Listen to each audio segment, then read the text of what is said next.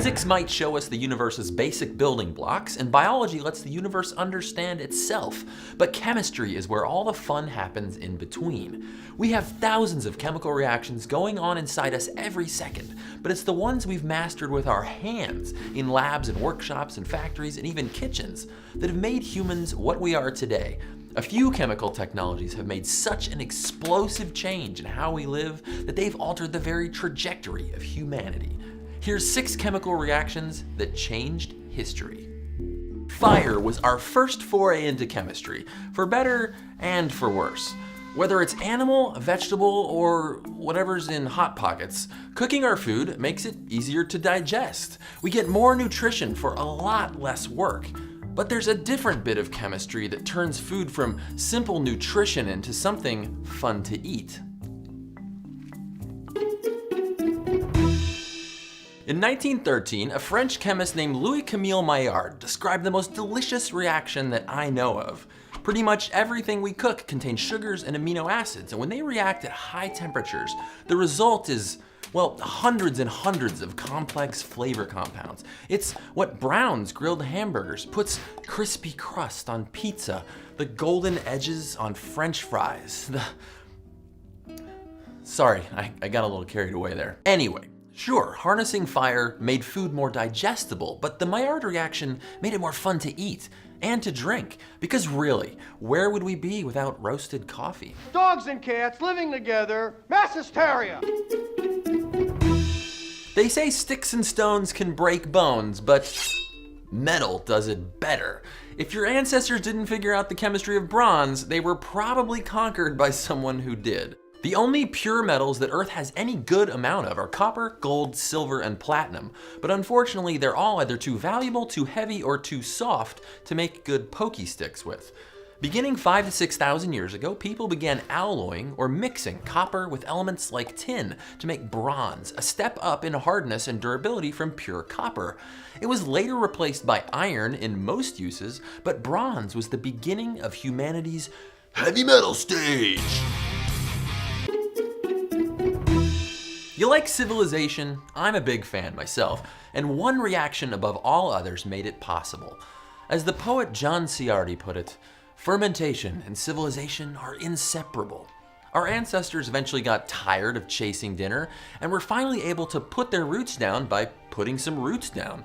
Domesticating plants led to a nice, orderly system where a few people grew enough food for everyone, giving the others free time to explore things like art, advanced government, and even science, or at least what passed for science at the time. But eating raw grain is not our thing, and what good is that harvest if it'll be rotten in a couple weeks?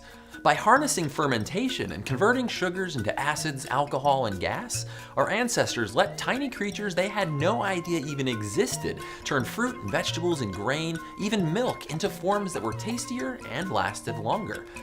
You know what's also nice? Drinkable water. But for most of human history, drinking from the wrong stream or well could get you the last stomachache you'd ever have. Fermentation and its antimicrobial alcoholic byproducts were your friend. Considering water used to be an actual health hazard, it's no surprise that bathing often wasn't high on priority lists of the past. But nobody wants to sit with the smelly kid, even in ancient Sumeria. Tablets dating from nearly 4,000 years ago there show formulas for mixing water, alkali ash, and oil or animal fat to make soap.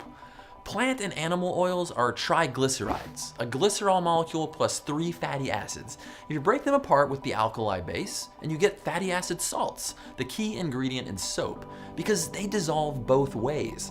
One end is attracted to water, and the other attracts greasy nonpolar things. And the resulting chemical mix is perfect for using water to pull olive oil stains out of your favorite toga.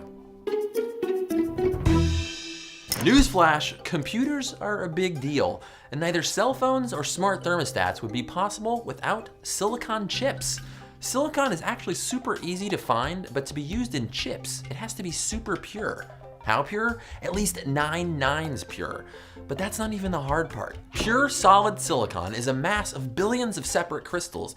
It looks cool, but everywhere 2 crystals meet is a place where semiconductor magic can't happen. The Przewalski process makes that mess chip-worthy. The silicon is remelted and a single tiny crystal is lowered in and slowly drawn out. This first crystalline seed aligns the growing solid mass in a single perfect crystal of silicon, ready to be sliced and diced and put to good use. Everything that's alive needs nitrogen in order to build the most basic bits of life, like amino acids and DNA. But for most of life's history, converting nitrogen to biologically useful forms could only be done by bacteria in soil. They pull gas from the air and convert it to building blocks like ammonia and nitrates. That was until 1909, when German chemist Fritz Haber, with the help of a couple friends, figured out how to do it on our own. The Haber-Bosch process converts nitrogen gas and hydrogen gas, two simple ingredients, to make ammonia, which we can then turn into an infinite list of useful stuff. So why is this number one? Fertilizer. For the first time, farmers didn't have to rely on crop rotation or shovel what the family cow provided them to get nitrogen. Inexpensive chemical fertilizers let many people grow abundant food for the first time ever. The world grew so much food, in fact, that the global population has more than quadrupled since this chemical revolution. We make 450 million tons of nitrogen fertilizer this way every year. A full 1 to 2% of all the energy we use goes to this process. Now, of course, salad bars and cereal aren't the only thing that we make with industrial nitrogen. Nitrates are necessary ingredients in making explosives, and the Haber process allowed nations involved in World War I and II to unleash destruction on scales never seen before. But whether it was the battlefield or the breakfast table that really motivated Haber to harness nitrogen from air, one explosion definitely won out over the other, and it's just one delicious bit of chemistry that feeds our brains every day. Now, if you enjoyed these fine reactions, I know we skipped over a lot of important historical chemical wonders. So let us know in the comments what you think changed humanity more than any other reaction. Stay curious. Eventually, a few 100,000 years later, things spread out and got cool enough that neutral atoms could form, and the first light finally went streaming out in every direction. And for a while, like a few 100 million years while, those first photons were the only light in the universe, until early atoms condensed to form the first stars.